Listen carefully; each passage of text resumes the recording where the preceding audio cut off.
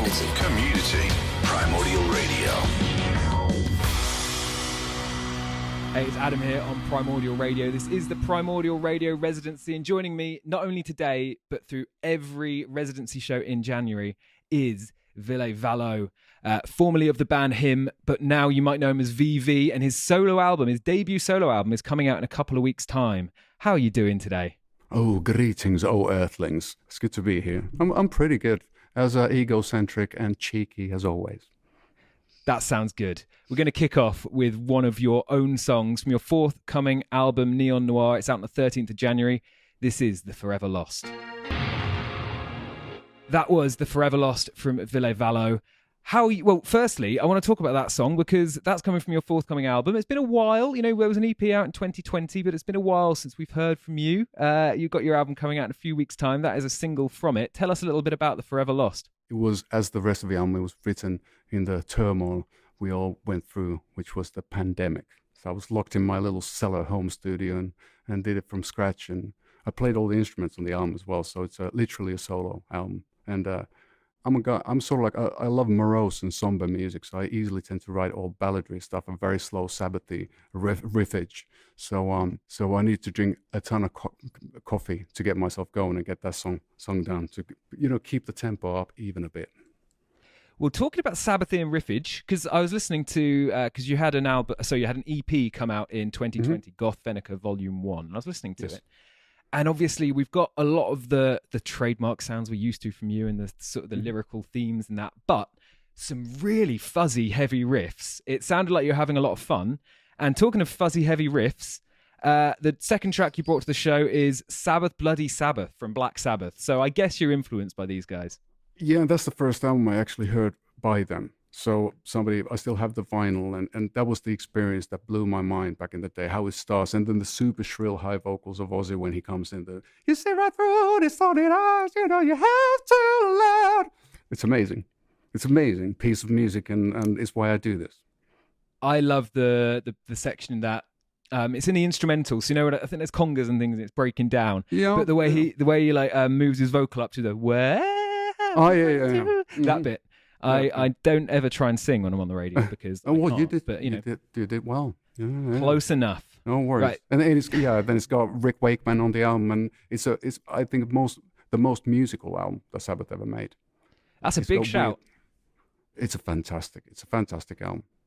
I'm a massive fan of Caius and bands like Orange Goblin and that, and every single one covers Black Sabbath, and Black Sabbath for me is almost like its own genre because it kind of kicked off the whole stoner rock thing, like the first 4 Sabbath albums. I'm a huge fan of Caius as well. Welcome to the Sky Valley was such a big influence, and you can actually hear it on a lot of songs on my album too. A lot of roto vibe, these weird wobbly guitars and all the fuzz and all that. Homie's a god as well. I love. You can see behind me there. Josh that's Josh. On my arm, this is Caius Green Machine. I had the pleasure of working with John Garcia for a day, and I got him to sing me the first lyric of that album. Love Caius. But I can tell you, everyone on Primordial Radio is very bored of me going on about Caius. Come on, I'm not. Well, that's good. We're going to play a band who've influenced yourself, influenced Caius on the Primordial Radio Residency. This is Black Sabbath with Sabbath Bloody Sabbath.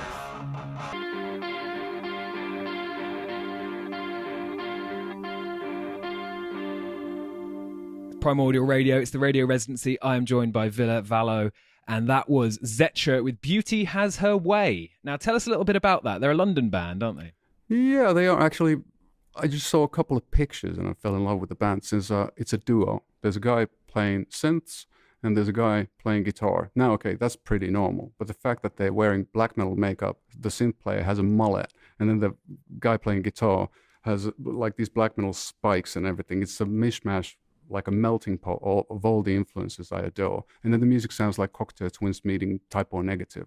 So it's hard, heavy, slow, but it's still very tender and melodious. So it's a lovely band, and I wish them. I wish they'll be the biggest thing, one day. They're fairly new; they haven't been around for long. Well, that's definitely a track that we haven't played on Primordial Radio before.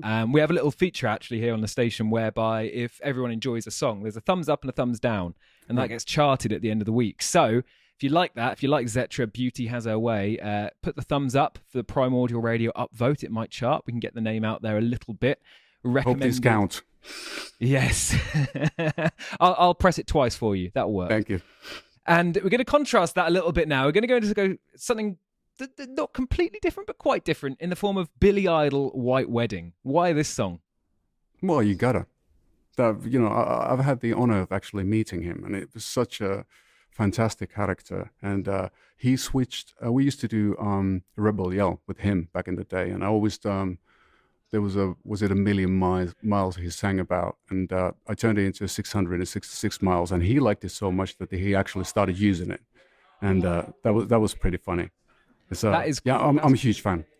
That's quite a cool thing, though, isn't it? To have someone like Billy Idol, like you've influenced Billy Idol. That's pretty good. It is quite weird, yeah, how the 60s can travel. I love the sound of Billy Idol's guitarist. They Steve call him Stevens. It gets called Ray Gun, doesn't he? Because he just does that really signature bit, and it's in the solo in White Wedding. With I no idea he does it. I'd love to learn. He's such a great musician, and so is Billy. Is such a great singer. At the end of the day, he's a crooner. He's kind of like it's weird because his voice is so different from the genre itself. He didn't sound like these puffy-haired 80s like heavy metal fellas, but he had his own thing going. Billy Idol's one of my childhood heroes, and he still is. He's such a gentleman, and his new stuff is great too. He just released that EP about a year ago, so it's pretty mellow, but it's still really great.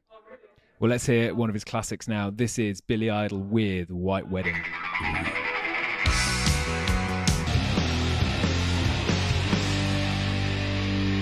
So that was Monster Magnet with Dopes to Infinity, and I love it when a band on the Residency plays some of my favourite tracks. Now, I just want to... I absolutely love it. I'm very enthralled right now. So I saw Monster Magnet for the first time on the last Patrol tour. It was the first time I'd ever heard Monster Magnet was that album. And they played the whole of the last Patrol, and then they came on with a song that I'd never heard before, and it was Dopes to Infinity, and it was huge, and the place erupted. So why have you picked that track, other than the obvious that it's just brilliant? I have a similar memory in the sense that I saw him in Helsinki where they played on Dopes to Infinity tour, and I'd only heard a couple of tracks, and I was underaged. But I got into the venue, used my friend's name, and talked my way into the place. And I was like a couple of meters away from Dave. And it was just the most positively overwhelming experience I've had in the realm of rock and roll. You do have those moments where you're kind of like, oh, wow, this is how it's supposed to feel. This is how it's supposed to sound. And this is what I want to do.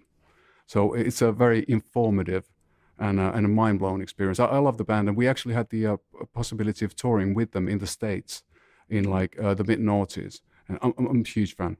So, but because they were kind of like before their time with all that stuff, with the sort of Hawkwind coming together with Black Sabbath, and nobody knew at that time what a space echo was, but they were like oscillating their tape echoes until the end of the days, and they were really going for it. Plus, I adored the band for having a sense of humor as well about them. When they came with Power Trip right after, which was really, they had a lot of self-deprecating humor, very tongue-in-cheek, but the songs were fabulous. And then they played around with the iconography of rap videos as well. They did those kind of hip-hop type of videos with the Space Lord video. Space Lord with the fisheye lenses in the Vegas whatever casino or something. I think that's what rock and roll needed at that time.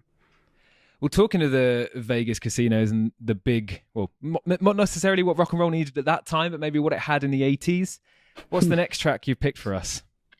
So Heavens on Fire by Kiss. And the importance of that track for me personally is the fact that that's the first album I ever bought with my own weekly allowance money. I gathered a little stash of a few weeks together, and then I bought that. I still have the vinyl to prove it. And was it worth it? Worth the save? Yeah, it's such an important piece of my musical history. We can always hold competitions. What Kiss album is the best? They did so many different kinds of albums, but it's usually the first one you get to hear that opens up the doors for the first time, and you hear the voices of the singers, and sort of like the overall, you get to enter the world of the band. So that holds a special place in my heart, even though it's an acquired taste. Well, let's all enjoy this acquired taste together. This is Kiss with Heavens and Fire on the Radio Residency with Ville Valo on Primordial Radio.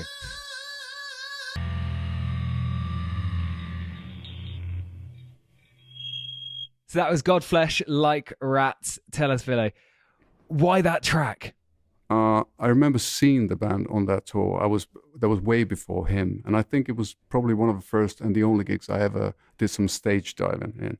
And they played so loud. Also, that was time before earplugs or actually thinking about your hearing at all.